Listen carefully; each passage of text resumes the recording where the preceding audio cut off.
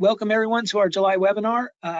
Today we're talking about controls, AI, and building mass. We're with Rich Costello, and he's going to, I guess I should tell you a little bit about him. He's a AEE, Association of Energy Engineers Hall of Famer from a long time ago, and he taught, you did teach this EM course, is that correct? Yes, 35 years. Yes, and he taught the EM course for 35 years, so he probably knows what he's talking about. I don't think he's just some, bozo making stuff up. I think he actually knows something. I'm going to let Rich tell more about himself, and I'm going to remove my picture so you can focus on Rich, and we're going to get started. Thank you. All right. Well, thank you very much, John. I appreciate it, and welcome everyone this afternoon. Just going to bring my little thing here for 1 second. All right. So, yeah, thank you, John. I've been in the energy efficiency business and energy purchasing business pretty much my whole life, since co-oping at Siemens when I was going to Northeastern, and worked at different utilities, ESCOs, formed my own companies, sold them, did it again, sold them again, and now I'm kind of towards the retirement world, or getting towards there, and have my own company called Acela Energy Group. Mechanical engineering, educational background. Spent a lot of time on building controls and heat recovery and heat transfer. I'm really one of those weird folks who love heat transfer and heat recovery and stuff like that. Quick story on where I got to the presentation we're going to talk about this morning. When I worked at a company called Boston Edison, now known as Eversource, I worked with 3 other people in kind of creating one of the first, if not first, demand response programs back in the late 80s, if you can think about it. It's 2025 now. And we did curtailment in about 25 buildings in downtown Boston. It was called the Energy Cooperative. And again, we did it the old-fashioned way through leasing telephone lines and big computers, and a lot more difficult than it is today. But I learned at that point the time value of electricity back in the 1980s, which not a lot of people gave too much thought to. As my life went on through doing energy efficiency and saving people money and energy, all those good things, I really never forgot the time value of electricity. So that brings us up to about 6 or 7 years ago. I saw the local utility in Massachusetts put out an RFP out for energy storage. And they were looking at batteries and stuff like that. And I said, hey, could I do a little bit of demand response program here in this RFP by using thermal storage, like phase change material? And they said, well, we didn't really think about that, but yeah, here's $2 million. Go ahead and put the phase change material around Massachusetts. So I did that, specifically in freezers, and I was able to turn off these freezers for 6 or 7 hours and keep the temperature the same and all these good things. So it was very successful and it worked out great. But that was, again, me just thinking about the time value of electricity. So after doing that successful program, and that only worked in freezers, I was said to myself, I wonder if there's a place or some company around the world that actually uses phase change material that's already in a building or the building to try to save on HVAC. So I'm moving away from the refrigeration world back in the HVAC world. And during COVID, right before COVID, I found this company out in Sweden that had been doing it for 20 years already. I said, well, that's interesting. You're already doing it for 20 years. So that kind of got me involved with them. And this particular thing we're going to talk about next is from a company called Ecopilot, and they just happen to be the one I chose to work with. There are others out there, and I'll mention them in a few minutes. That kind of gives you a little background of why I got into this and why I thought it was of importance. So this morning, we're going to talk a little bit about AI and how it plays into this building control enhancement, a little bit how controls companies could use this, current controls companies and small vendors, as well as large vendors alike, and then how it fits in your facility, how it actually calculates the savings and all that stuff like that, and why utilities, both gas and electric utilities, like it. So quick overview on that. So the best way I like to show people who may not know about AI and may think it's something crazy or just get overwhelmed by it and see it on TV and everybody talking about it. I like to bring it down to a point where you're already using AI, everybody on this call. So everyone has a cell phone, I'm sure, on this call, and they want to go somewhere, they type in the address, and a beautiful map like the screen comes up and it shows you how to get from point A to point B. And it shows you some orange lines where the traffic's slow and red lines where there's a car accident or construction or something like that.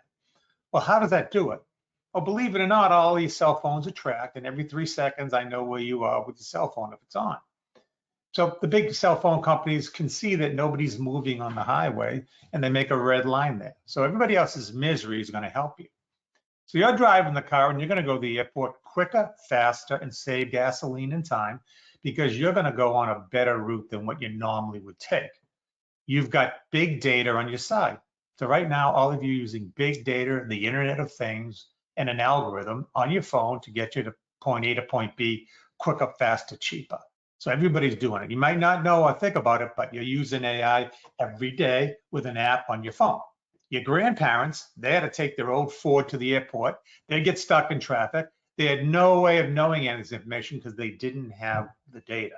So really, to peel back the onion a little bit on this AI stuff, it's really having the data, but also being able to do something with it. And again, obviously, very quick. So that's kind of the analogy. If you took an app like we have on our phone, and I put it on my building control system, and I made my existing building control system work better, that'd be a great thing.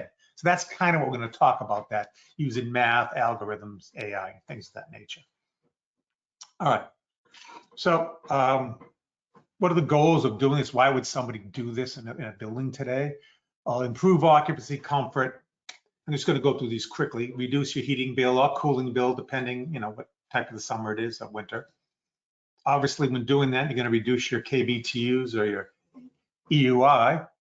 And besides saving energy, money, and jobs, there are some parts of the US right now, and it's growing bigger and bigger every day, that have building performance standards, i.e. BERTO in Boston, local law 97 in New York, and it goes on and on and on. Any of these things are going to now penalize you if you're using too much energy, which results in too much carbon emission. So that'll help there. And again, increasing the building value. So all these things I have listed here would really apply to any energy efficiency type measure, but just throwing them out there. All right, so we talked about just throwing this kind of, I call it an app just for better understanding. Most buildings that we have out there have some sort of HVAC control systems. And I'm being nice when I say that. You all know, right? Most of the buildings should have at least something that's working at least half the time, right? So these control systems, they're installed with various strategies, or they dictate how the system should work. And that's known as a sequence of operation. You're going to do this when that happens, and blah, blah, blah. So it's a beautiful scenario of instructions that are input by your controls vendor in order to meet the goals of the building. Okay. Each individual building has their own sequence of operation based upon tried and true ways to help the building, and based upon the building type, how old it is, what type of HVAC equipment it has in it. Okay. So with artificial intelligence or in systems like this Ecopilot thing, we're basically sharpening the pencil of these sequence of operations and making them a little bit flexible. And we're going to change them, suggest changing them every 2 minutes, just by a little bit. Okay. And we're going to be sending some supply, I shouldn't say temperature supply, different type of offsets. Let me just say offsets. They're going to override your EMS system offsets, or supply temperature, speed temperature, stuff like that, just by a little bit. But by doing these things just by a little bit every 2 minutes all year round, automatically with no intervention, it ends up saving money. So that's kind of the thrust of what we're trying to do here. Now, any of these AI, I'm talking about Ecopilot, but there's others out there. Any of these systems basically work very well with the direct digital control type systems. We have a list of vendors on the right side. They're basically DDC vendors, and I've even left out a bunch, but these are kind of more prevalent ones that you see across the USA. Okay. Now, as I said before, we're going to intertie into the existing system, so no need to buy a new system and stuff like that. If you do have a customer or building of yours that may be pneumatic, they'll still need to put some type of maybe a small Niagara type or Tritium type control system in there to make this work, because it generally won't directly work with a pneumatic only system because it doesn't have the computer and information like that. But again, it works with pretty much all the DDC systems. So next question, someone might say, hey, Rich, I did all my lights and my motors and VFDs, and I'm a happy camper. How can you save me more money? So this comes into the, okay, we're going to start looking at the building mass itself, or the actual specific heat of the buildings. Now, this was originated in Sweden, in the University of Stockholm, about 24 years ago. And university professors and students there wanted to know if they could use the thermal battery that all buildings have, the specific heat of a building, to their advantage when it came to controlling the heating and cooling set points and stuff like that, determining the balance point of a building. Balance point, for those who don't know, is really when a building, you don't need heating or cooling. It's at a perfect balance point. Now that's going to depend on any type of building you have around the US or around the world. So older big buildings like in the cities built of stone and rock and concrete and brick and stuff like that, they obviously hold a lot of energy. That's just basically because each material has its own specific heat value with it. And when we know from heat transfer, there's a basic equation that the BTUs per hour going in or out are going to be equal to the mass flow rate, m dot Cp delta T. The Cp part of it is kind of the mass, right, of the building, if you think about it. The delta T is going to be the difference between the inside temperature and then the outside temperature. And that's how the heat flows in and out of buildings, basic stuff there. If we're able to use this battery delay because the building has this mass to it, we can use that to our ability. We're going to grab some of that ability, and that's how we're going to save some energy. That's the major part of it. Another part happens to be in those buildings that happen to be heating and cooling at the same time for reasons that you need to do it, which sometimes you do, that's fine. Sometimes you do and you're heating and cooling when you shouldn't be doing it. Then that's another way we're going to save some money by reducing that, by doing this. And the last thing in the small slice of the pie there is weather forecasting. So one of the big things now that with the information we get from satellites, you often see it when there's a hurricane outside. You see a hurricane where it think it's going to go 5 days before it's a big fat ball. And then as it goes 2 days, 1 day, it gets smaller. Well, that's because as it gets closer to where the hurricane is, the information gets better and better and more accurate. So with this weather information, which is important to this AI particular piece of system we're talking about today, is it's preparing the building for the weather which is coming down the pike. So one half of the delta T equation, the outside, we're able to use this satellite information fed directly into a algorithm, which I'll talk about in a minute. So I'll know if you're in Manhattan, or if you're in Los Angeles, what the temperature is outside Los Angeles right now. We get that obviously from sensors in LA if you were sitting there, but we can also get it from satellite information, the wet bulb, the dry bulb, what wind speed is going against your building, what direction the wind speed is hitting your building, and how fast, right? That is a big play on your building's delta T, right? It'll also tell you exactly where the sun is, the exact position on top of Los Angeles City Hall every single hour of every day of the year. It knows it. And that could be Los Angeles City Hall. It could be the Marriott Hotel in Times Square. It could be the Eiffel Tower in Paris. Doesn't matter. Every 8 kilometer square, we have this information. And not only do we know it right now, wherever you are in the world, we know it for the next hour, 2, 3, 9, 10, 11, 12, all the way through every hour. It's being predicted by these satellites out to about 5 days. So if you can imagine having all that information ahead of time for half the delta T, the other half of the delta T is what the heck's going on inside the building, right? So with a little bit more enhancement to our current EMS system, we're going to be able to get a lot more information on that and put all this stuff together. So I just want to give you an idea of where this stuff is coming from. This page just shows you an example of thermal storage ability of building comes down to the various product densities like I talked about, its thermal capacity to hold it. And that thermal lag, that time constant, it lags, it doesn't move that quick, right? The amount of heat in your building or cooling in your building, it doesn't move that quick. It is an example of an office tower, a bank tower in Toronto. So it's in Celsius for some of those in the US that might be just using Fahrenheit, but up and down is each day, and it shows the high and the low temperatures, the blue line of the outdoor air. Now the mass temperature of the building, that red line, doesn't really move that much.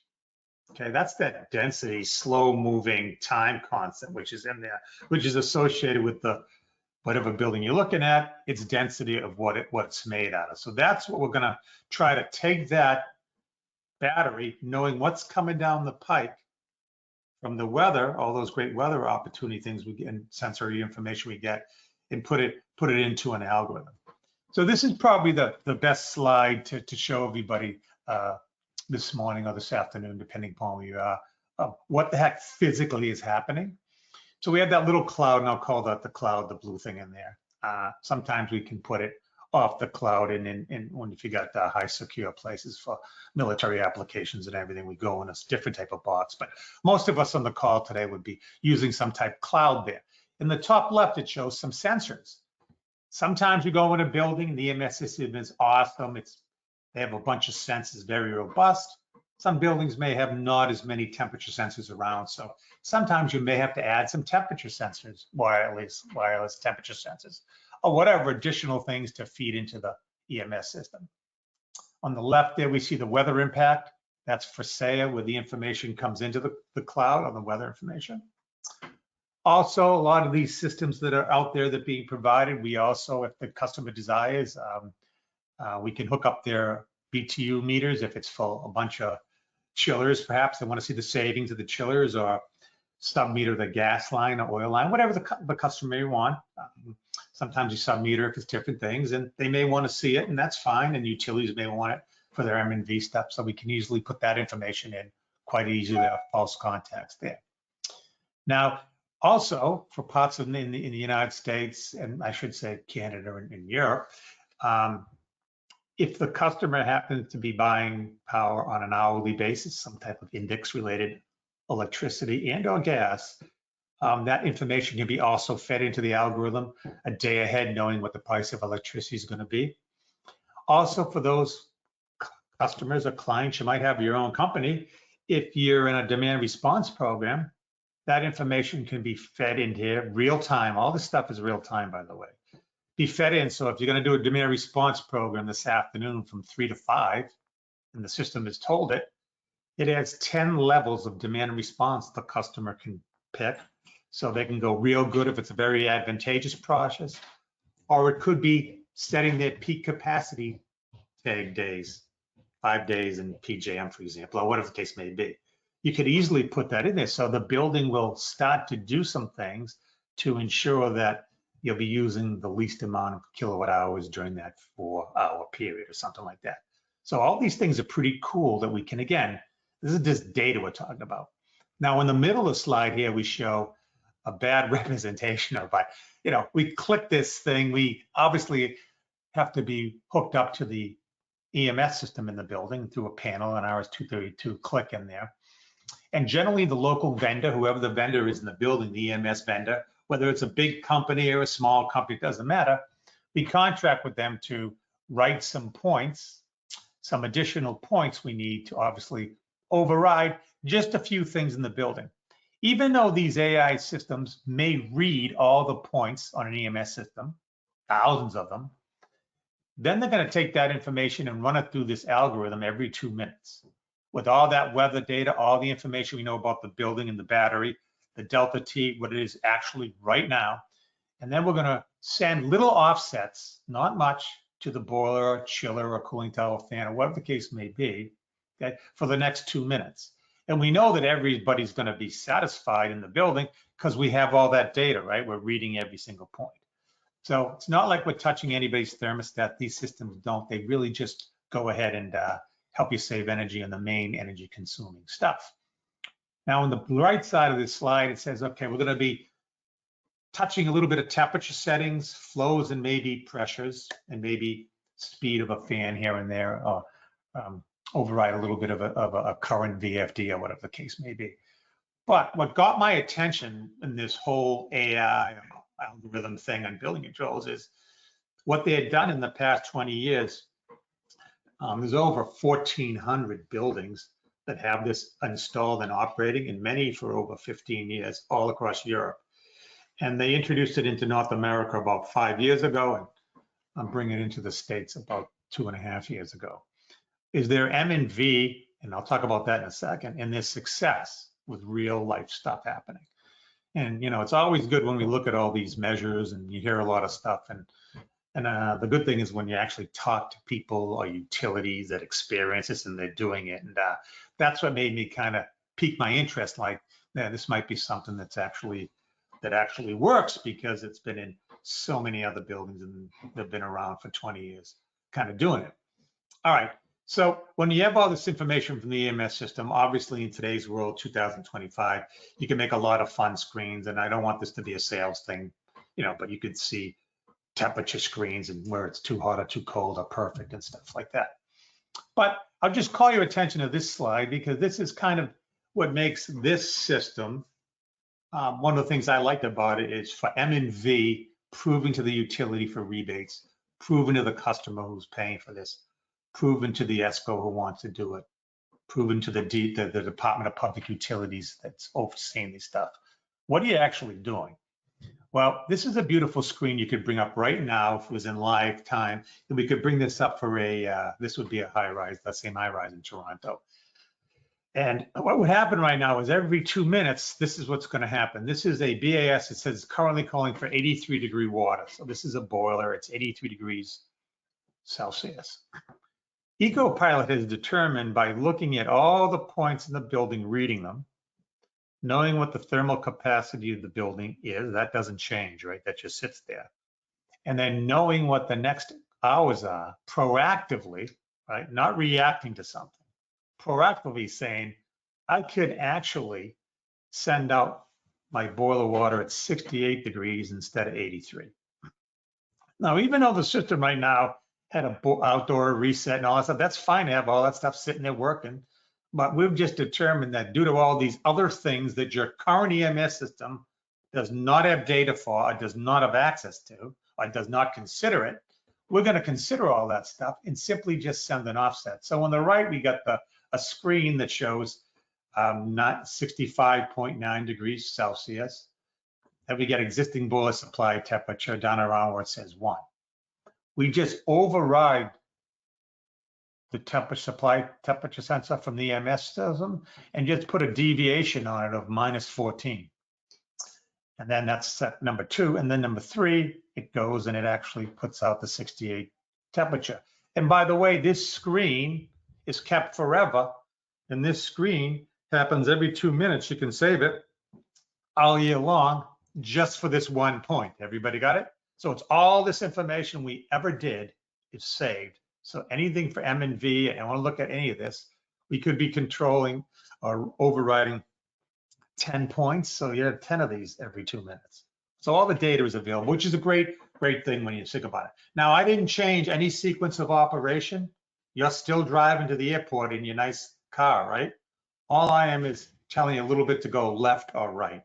Okay, that's kind of all that I'm doing here. So this is a nice slide also to show you on the EMS world what exactly is happening. So that's all well and good. Well, let me go back to the slide real quick. One of the nice things that people have said to me who installed this on their buildings is they can pull this up at any time and they can show their boss or anybody else in real time.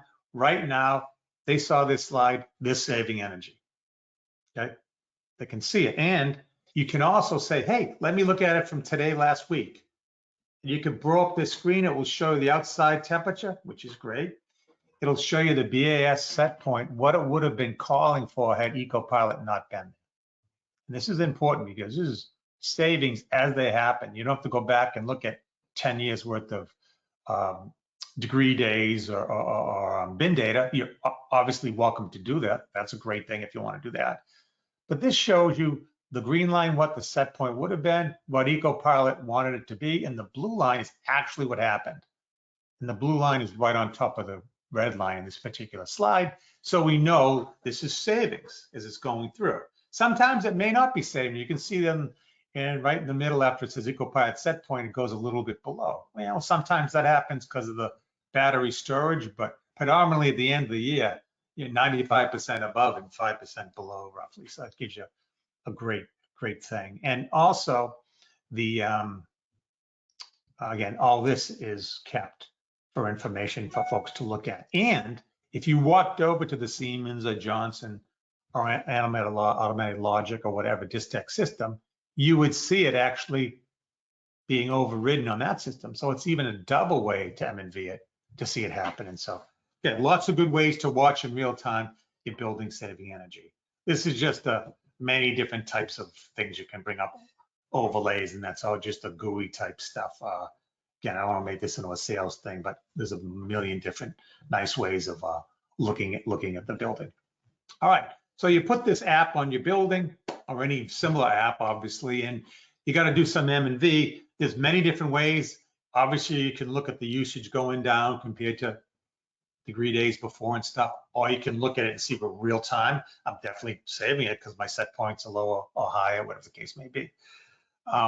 What they do, they have like 150 buildings in Canada on this, and they do something, there's different ways M&V. They use a ret screen thing, which basically says, hey, we'll measure the average temperature of every day of the year, and we'll look at how much gas goes to your boiler to heat the building, and how much, again, they use watts, but in the US it would be BTUs per square foot or therms per square foot on the y-axis. And then you plot it against the average temperature outside. And you could do that for last year if you wanted to, and you could do an regression thing and show the yellow line there. That's the last year's usage. And when they put this in, some companies guarantee it. This is one company like this does. And they say, we're going to give you the green line. So you're going to save, we're going to guarantee you're going to save 12% off your heating bill. Reality, they saved about 22%. So they obviously beat it. And most of the time they'll beat it because they're going to tell you the guarantee is going to be a little bit less than what they know they're going to get. So it's always good. But at least this can actually show you exactly what happened compared to last year if you wanted. Or you could have made that yellow line the average of the last 10 years. Whatever the customer wants to save against, if they want to do it real time, they can do that savings, look at that, or can they do this? So many different ways. Also, all the data is available for any third-party M&V company that wants it to look at it. Sometimes the utilities will say, that's great, Rich, but we're going to have these guys take that data and look at it. And again, that's what's great about it, this, because all it is data at the end of the day. Okay, so types of buildings that this would work good on. As I started out earlier, yeah, big buildings, nice density things to it. Over 40,000 square feet, they'll go lower if it's a bunch of buildings at a campus and stuff like that. But generally that building's made of the high density material, central steam, hot water, chilled water, stuff like that. This works great at. So a lot of your customers, existing big buildings that are in the cities and stuff like that.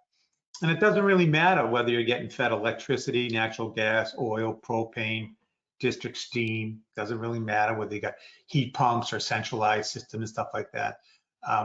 It's basically gonna be not free of any type of fuel. So you could be burning biomass, it doesn't matter, because it's working on the principles we talked about. Couple of facility, got them listed down there. College campuses, surprisingly in the northern part in Canada, a lot of multi-families provide centralized heating because they have to. It's part of the leaseor agreements and stuff like that. So things like that. Obviously, commercial buildings, hospitals, retail spaces, your typical type large buildings would be where these, and they would have pretty nice DDC systems already. So that's where they'd be applicable to do this stuff.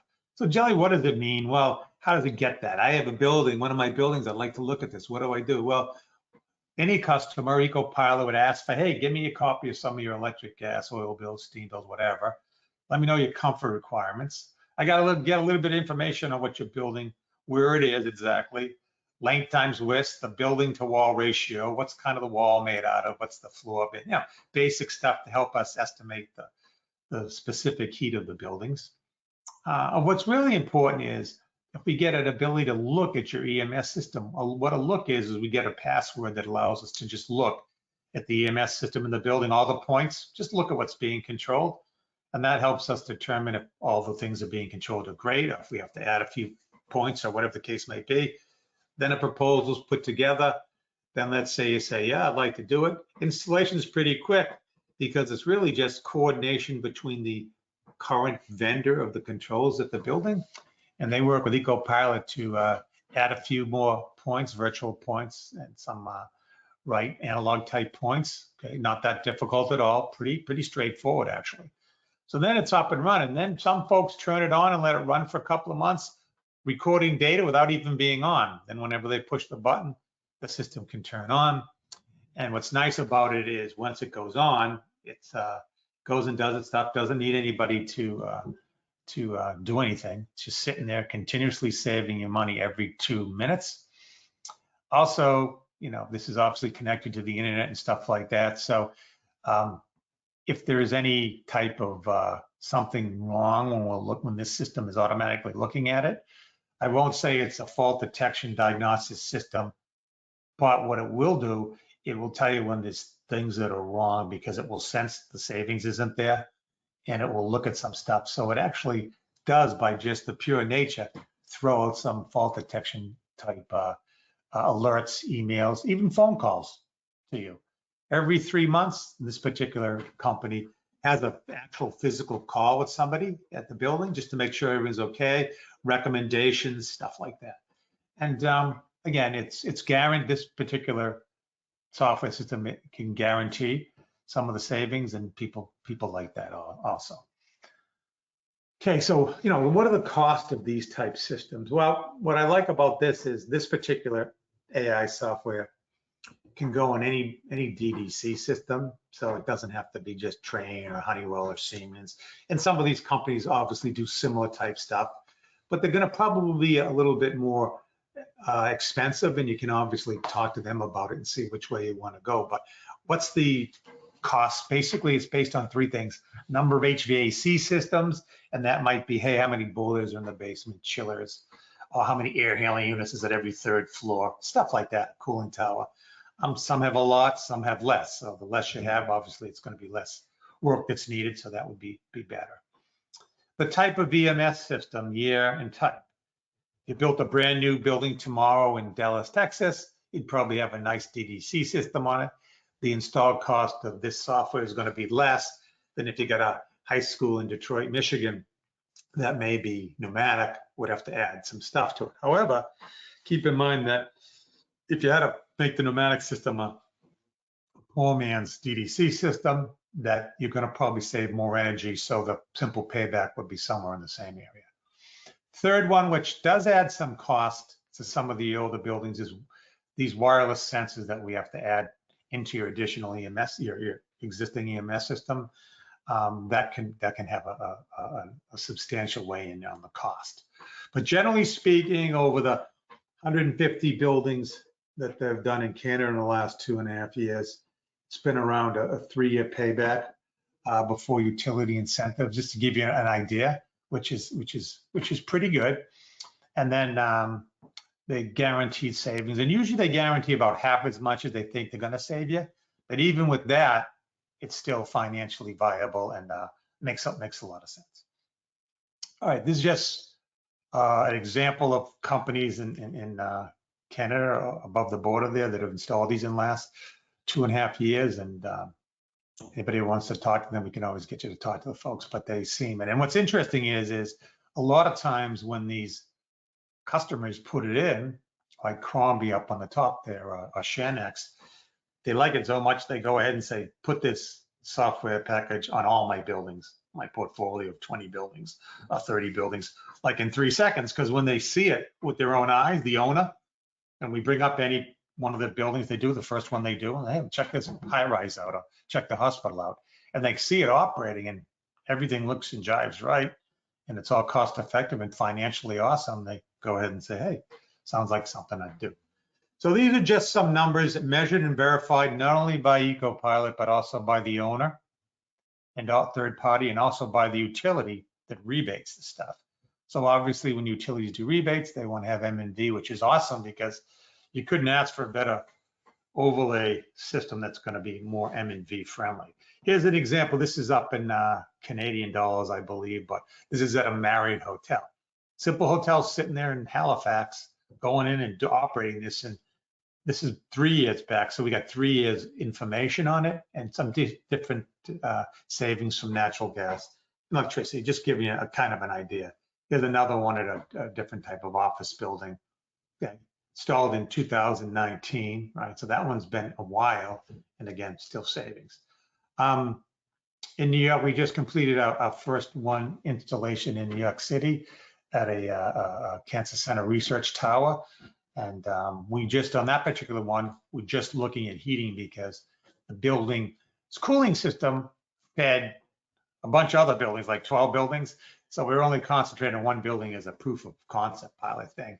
So we only did the heating, and that worked out pretty well. And should be noted that Con Edison, through their real-time energy management RTEM program that they have, paid for about half of the install cost. So it brought it to a real, pretty good simple payback when you look at that. And I'll just take a moment here, not particularly this location, but other locations in this country that have the building performance standards and stuff like that. You're getting a 3 or 4 year payback, and the utilities bring it down to 2 or 3. And you can also avoid, with this measure, the emissions. Okay, they can get down to like a 1 in a year payback. So that's pretty good, all measured, all verified by all the different parties. So kind of falls right in line with what all these people are doing with this stuff. So again, just summing up here quickly, why would a building owner like this? It improves occupant comfort because of the FDD thing, which is free and just happens to be what it is. It can determine when there's some major faults going on and letting the owner know. Immediate realization of energy and cost savings. They can see it once they push the button. And again, with the result of that, reducing the CO2 emissions, which will help a lot of folks drop below I'll call it a carbon tax. I drop below that line they have to be to avoid the penalties for that. It continuously M&Vs, so that's 5, 6, 7 years. Just keep on doing it. Great long life of the measure. Guaranteed, easy installation, simple. Okay, after a lot of engineering is done before that, but when the day comes to clip into it, and again, it also identifies some energy efficiency opportunities. What do we mean by that? Well, in some buildings we've gone in with this system and it said, it would have been nicer or better if you put some more VFDs, or you added a couple of more points here on these valves or something, and that'll help us save an additional 5 or 6%. Doesn't sound like much, but 5 or 6% of your heating bill because you added 6 or 7 points. So we'll make that suggestion. Again, we work with the current vendor who's in there to actually do all this stuff. So that's good. You got a friendly person that's already in there. Here are some of the utilities, both gas and electric, that in Canada, as well as Con Edison here. And we're working with some other utilities in the States now to get the rebates approved. And they all want to do custom measures in the beginning, which is fantastic.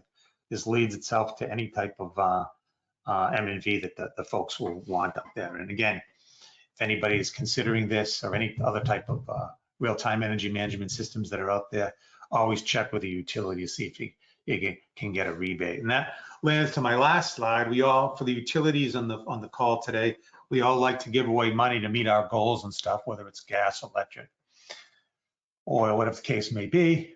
But the utilities also like long measure lives. And again, it's doing this on Delta T in the specific building, which is going to be around for a while. Delta T is going to be around for a while. This is a software thing that's around for a while. We'll be able to, keep it going many, many years. It's applicable to all the major customers of the electric utilities. Customer sees savings immediately. Okay, all different fuels. I know in Massachusetts, the utilities rebate, even if you have oil, they'll rebate you because you're an electric customer. So again, in the cities with district steam, chilled water, stuff like that. Also, the AI software overlay here and others also will work with existing buildings, even when you upgrade to heat pumps or whatever the case may be in the future. Ease and speed of installation, continuous M&V for everybody who wants to know about it. Proactive for customers that need additional measures to reduce their carbon. There are some people that said, I did the stuff I thought I'd do. Any other idea? Well, this is something that obviously to take and address and take a look at. And easy process to determine whether a customer's facility would be good or not good. If you go to a strip mall and there's 20 stores and they each have a 5-ton rooftop, that's not going to work, right? So there are ways. This doesn't work everywhere, though there may be other systems specifically made for real small individual C&I type customers, but generally this is for the larger ones. So with that, I will open up to questions if anyone has any. Yeah, I do. I've got a whole bunch, and I think we're going to get some from the audience as well. So I'm going to start with, so I didn't really understand how this works. So are you only changing some points, but not all? For example, in a chill water system, what do you got? Chill water return, chill water supply temperature. You've got, let's say that the speed of the chilled water, the chill water flow. You've got Right. the cooling tower, how many cooling tower fans are running, what the speeds are on the VFDs, let's say the condenser water return temperature set point that you're working with, the condenser water flow rate. I mean, are you adjusting all of these, or are you just, because it looked like from your demo, you're just adjusting like just a handful of points and not too many? Sure. It all depends upon, John, what is there already. We'll go in a place that may have demand flow already, all right, or the Hartman loop already in there, Yeah, optimizing cooling tower, the chiller, and the pumps and the yeah, VFD. yeah. That's okay, because I'm just going to tell the chiller I want a different supply temperature. I'll let the building do its thing, right? So if they have that system in there, I'm going to do one thing. If they don't have it in there, I may say, okay, I may take control of the VFD or add one to the cooling tower. And I might go a little bit deeper down the hierarchy, but generally speaking, we can, get away with like 1 or 2 points of each Well, that's crazy. HVAC, even though we're reading 2,000 read points. So I Mhm. know all that good stuff. I just want to make sure everybody's satisfied with their thumbs up each room and all that stuff. Okay, so then with the chill water system, if you, let's say it's like, oh, let's increase the chill water supply temperature. Yeah, we're saving energy on the chillers, and I see that the temperatures and the zones are still okay.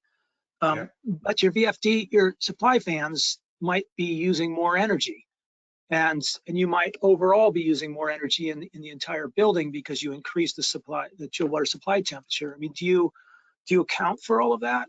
Yes, because they're So, looking at that. And if as long as it's in the EMS system and it can see it. Okay. mhm, Now, I don't know how the AI does that. I'll be open and honest. I don't know, mhm. but it does look at that stuff. And the goal is obviously to not rob Peter to pay Paul. It's to rob both of them, right? So for example, existing speed of the fan, right? It may already be on a VFD going X or 90% Mhm. of X or 70% of X. If that's the way it is, there's no savings, right? But if we end up slowing the fan down, there's a savings. If we end up speeding the fan up, there's obviously a negative that goes into it. So then does your system look at the total power of the HVAC itself? And then using that, does it decide, I mean, how does it decide what is optimal? It's all what it's basically doing is saying, what is the chilled water? What's the existing, everybody working fine, chilled water set point? What's it calling for? 43 degrees. Uh-huh. Basically, and this is just bringing to the basic. It basically says that's what the EMS system wants because it's reacting to something. But I know some additional stuff, temperature, blah, blah, blah, building specific heat, blah, blah, blah. I think I can keep all those points and everybody happy with 44 degrees or 45, whatever it is. Okay. So for 2 minutes, I'm going to pull that off and I'm going to look at all the set points and all the stuff that's happening. Is everybody still happy? Fine. And then it's going to take all that data information again every 2 minutes, run it through. The goal is to have the chiller send out warmer water than had we not been there. Yeah, but that could end up using more energy in the end, though, if you have all VFD fans. That's Yeah. what I'm wondering about. Um, Okay. so then does your system deal, like a lot of times when you'll go to a building, you'll see that they have VFDs on their supply fans, but the max and min speed is kind of set, or no, not the max min speed. It's like the differential pressure set point is set way too high. It's at like 3 or 2.5 or 2 inches.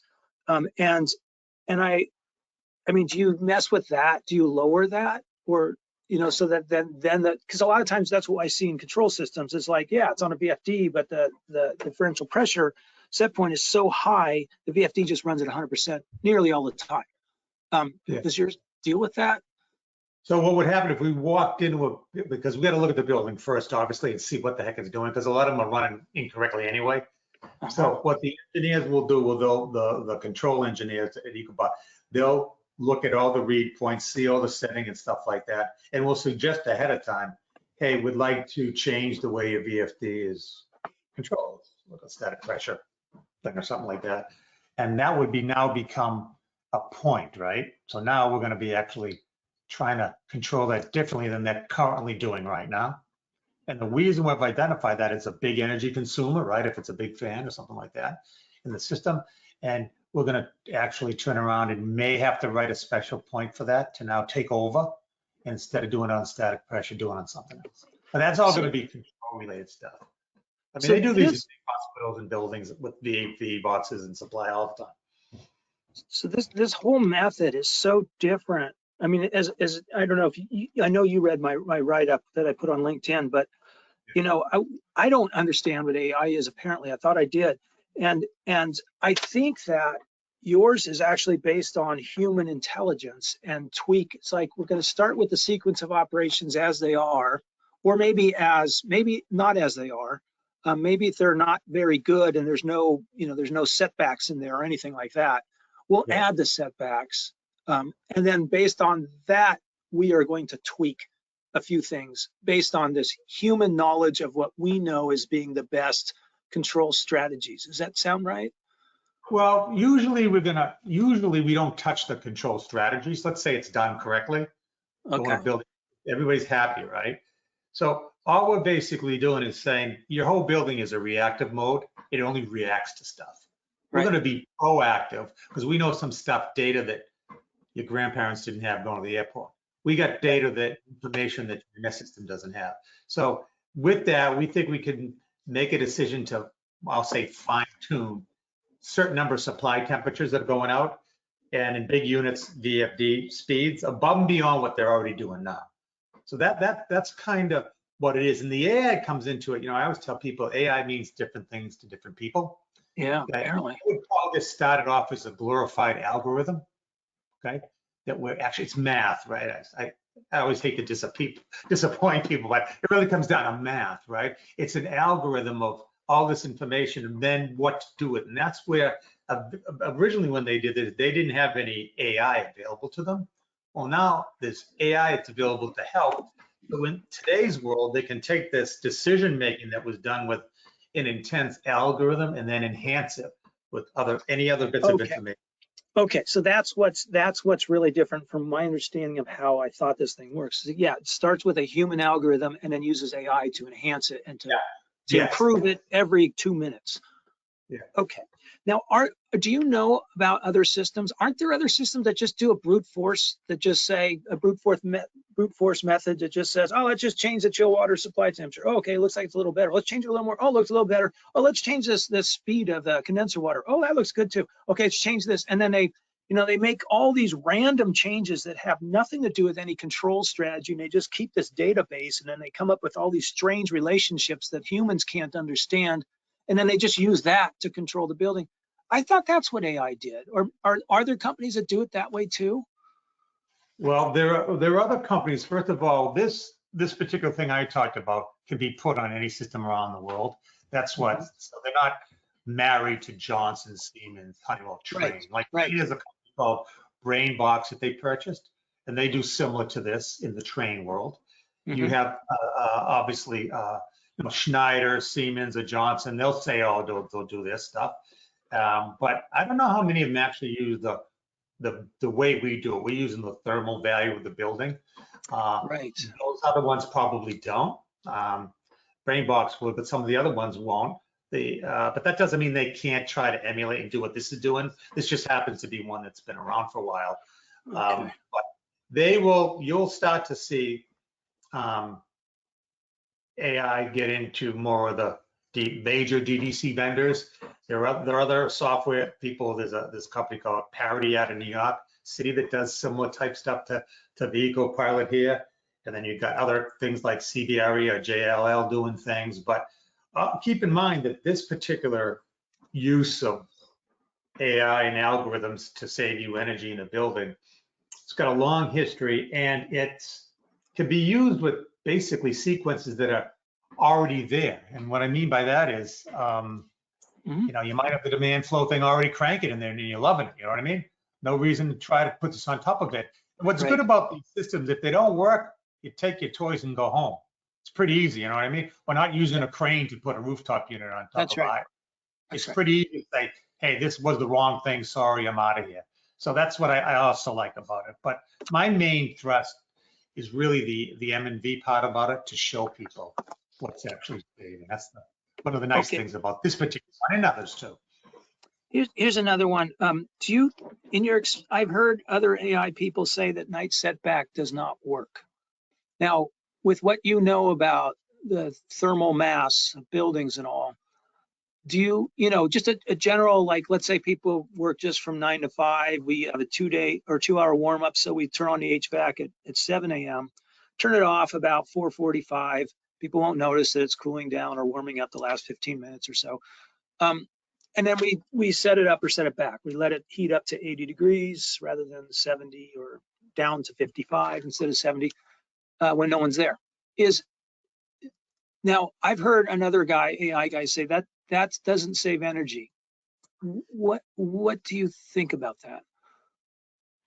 Well, I would think that it would be saving energy because it's a time thing, right? If you go on vacation for 3 weeks and leave your house, you think you should set the thermostat back? Think about this. If I was in Boston right now in my house, and I'm going to go to Florida for the month of February, if you're telling me if I leave my thermostat at 72, instead of bringing it down, setting it down to, I don't know, 65, I'm going to save a ton of oil. I can guarantee you that.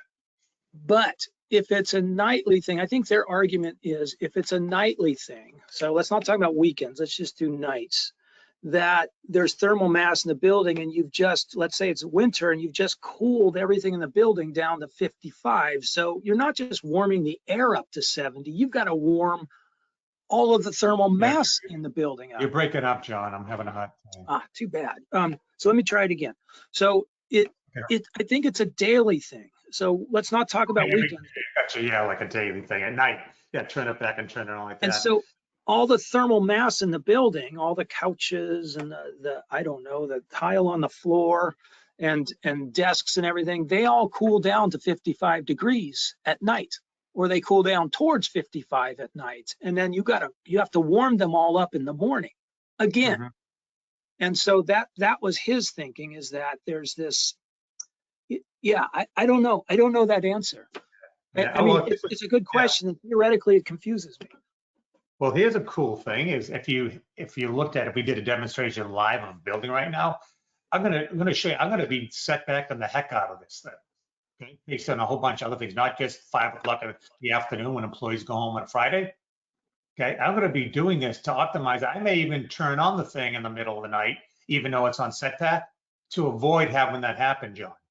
To maximize savings and avoid what someone might say, hey, all I'm doing is not heating it for a few minutes, but I got to heat it later on anyway. You know, that's what the person is, the argument that the person has. But this, every 2 minutes, and I'm going to say, what's the best thing to eke out the best amount of savings? If I have to use too much energy, I'll actually go back. I'll answer that question. I could go back to this slide here. The slide real quick. Come on. I don't know why this is going the wrong way, but anyway, let me go back real quick to the slide showing you the, see this thing here? You see how the set point drops below sometimes? And you see that in the middle, the red and the blue is above the green? Yeah. I'm actually calling for warmer water than what the BMS would have been calling for, colder water, but I'm calling for higher. So I'm not saving that in that little point there. So there are some times where my goal to optimize my energy reduction that I might be telling the system to use a little bit more. Right, okay. Right. I understand that. By looking at that, that's kind of taking away any of the argument, well, I got to heat my room up or shut the building off. I will tell you one true example on a day-to-day, glad you asked that. Many years ago, I put when the first digital thermostats came out with an outdoor air sensor from my house, I would oil one thermostat.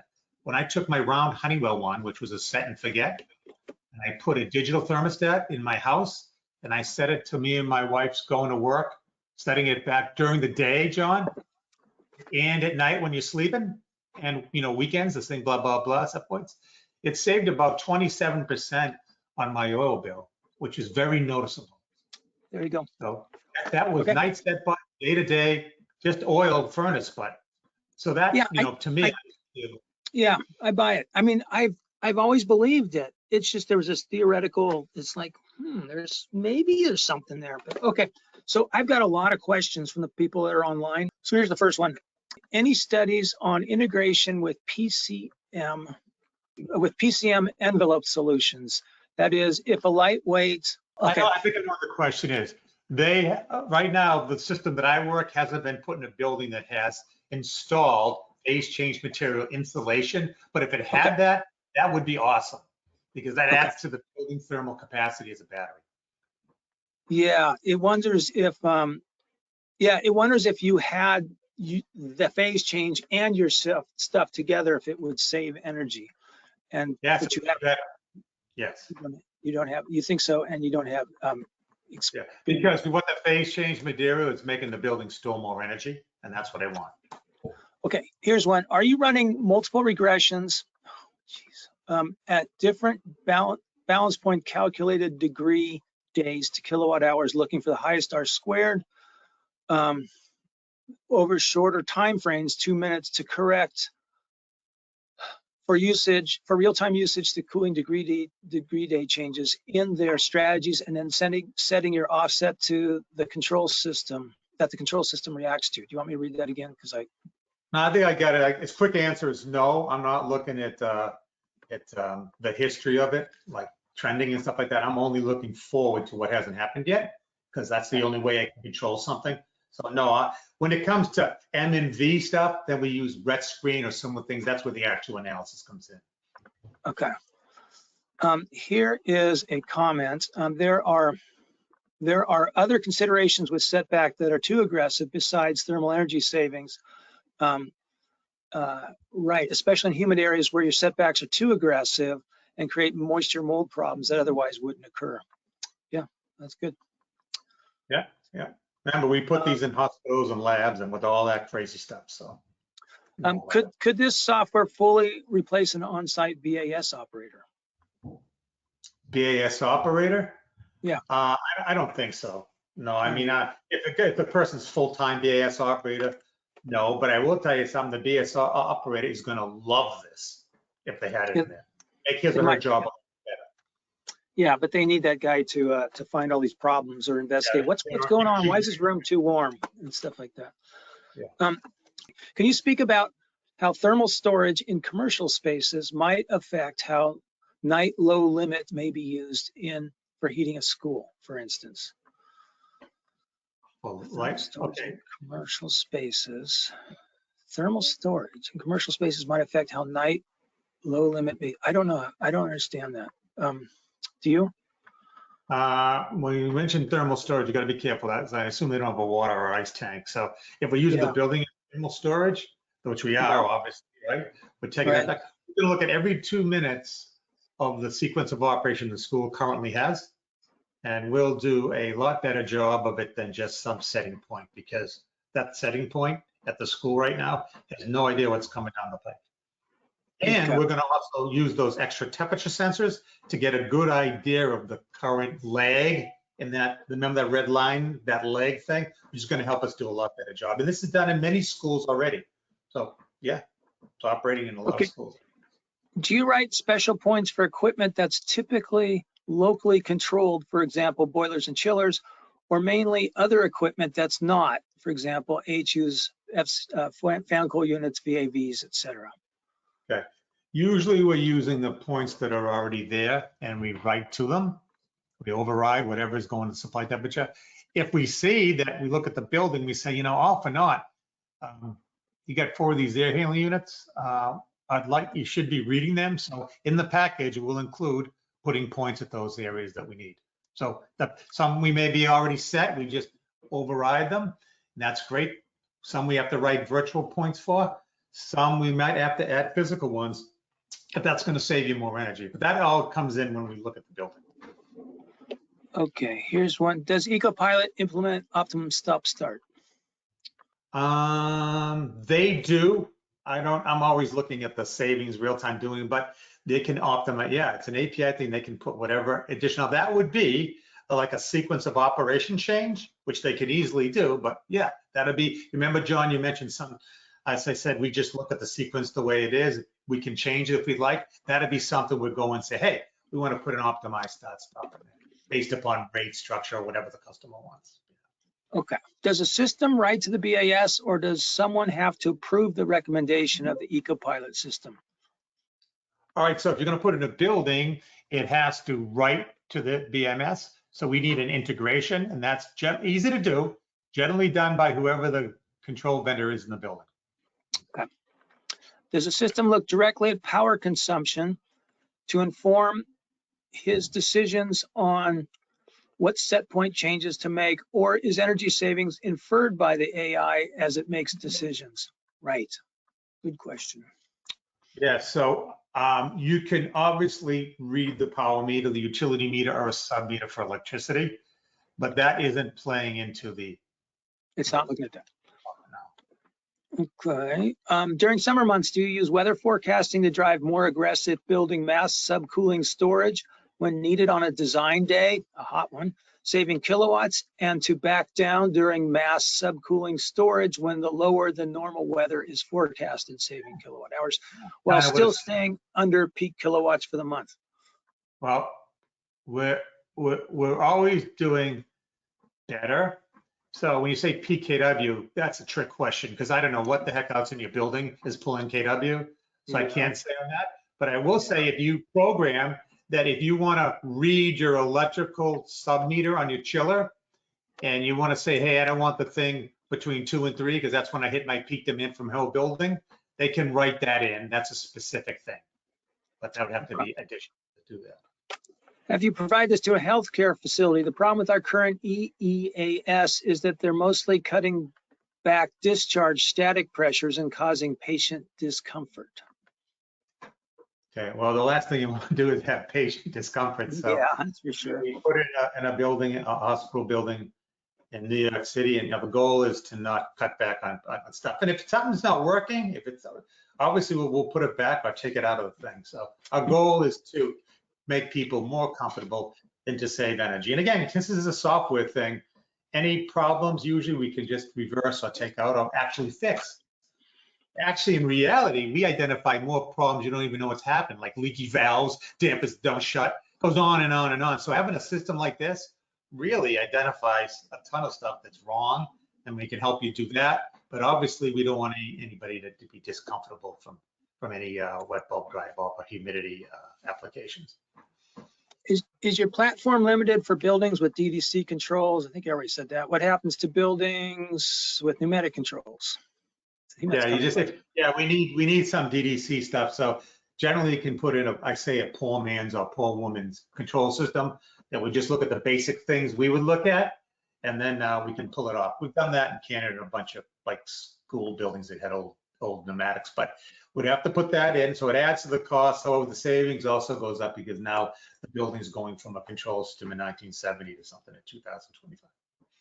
This one, this person wrote, my opinion is a setback does work, but you need to find the balance, maybe only 5 to 6 degrees, but with that warm up, but that with warm up without introducing fresh air will save. Yeah, so during the warm up, you're not introducing fresh air. Yeah, okay. Yeah. Okay, so one thing I've heard from AI building controls providers is the question of whether a nighttime setback saves money is complicated and depends on the building, but what the AI system does is observe what happens and tries different things and monitors the energy consumption that results, and then through machine learning, it determines what the optimal nighttime setbacks is, if any. This is just secondhand info. I can't confirm the results. Yeah. No, I think that's a great point, and I wish all our systems had that right now to be able to do that. Some of them do, some of them don't. Do machine learning and all that stuff like that. Some of the things in here, and that's a deeper question that I have to have answered by some of the smarter people at Ecopilot, but that's what the goal is. It's gonna be building by building, certainly. It's not, I mean, what we've been doing is just saying, yeah, you set back to 55 or 80, and that's probably kind of good, but it's human, you know. It's like every time a doctor sees someone who's coughing, says, yeah, you got the flu, why don't you just go to bed and come back, you know, take some aspirin. It's like that works for most of them, but not all of them. And Yeah. you can see, by the way, for the setback, folks, you can see when you have this on a screen, what your setback was, 80, right? You can see that this will be doing something different. So you'll see, oh, I guess we can get away with it, right? You'll be able to see it because it has the BAS set point information. That's what's great about reading all the points. You can grab anything. Okay, here's one. The idea that the thermal mass of the building allows one to carry through the occupied periods. The idea is that the thermal mass of the building allows one to carry through the occupied periods. I think he's talking about the setback. Using the energy to cool the thermal mass when electricity is cheaper, then not using the expensive power during the peak portions of the day. So that would make, so then what I'm thinking, what this person's saying is, yeah, it depends on the time of use rate, whether nighttime and morning are the same time of use period, and it applies to cooling, but not to heating or not to gas heating. Sure.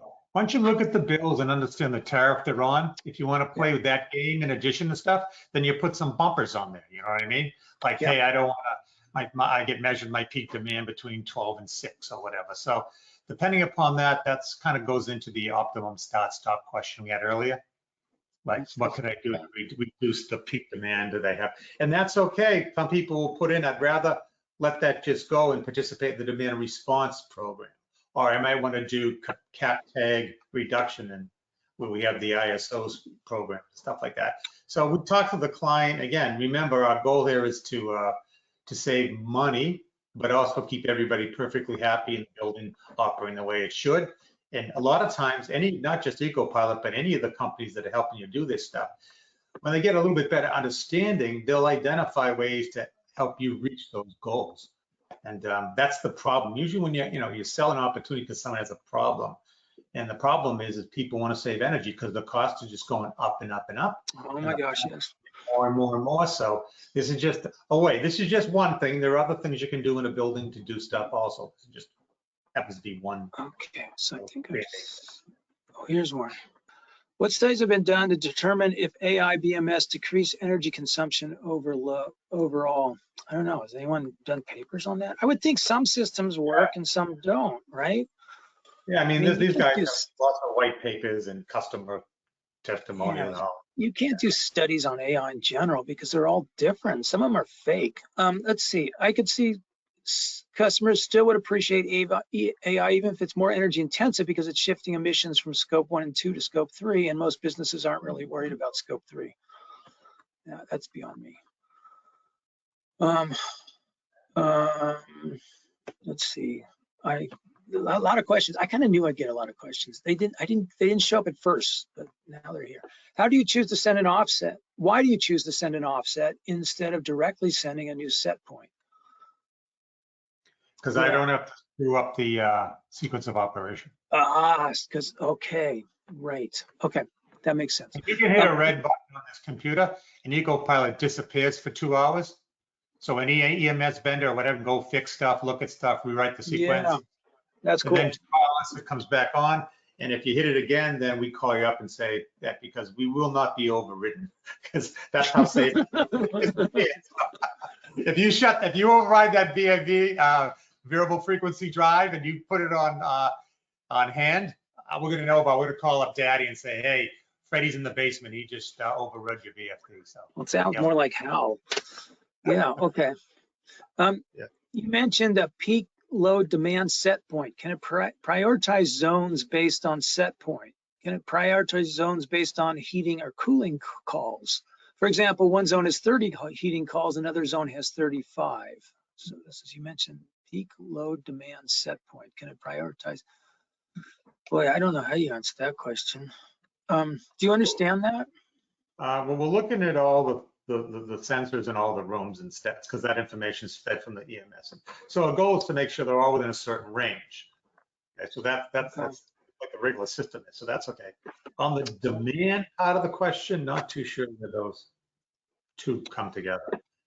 Okay, and so we got that one. Oh, I have a question. So you mentioned, so I read through some of your documentation. You talked about the building balance point. You're calculating it every 2 minutes. How do you do that? How do we calculate that every 2 minutes? That's what I think a PDF I you think have. that may be written the best way. Generally, a building has a balance point sitting there, and it's Right. based on what happens is, let's say a lot of people come into your building.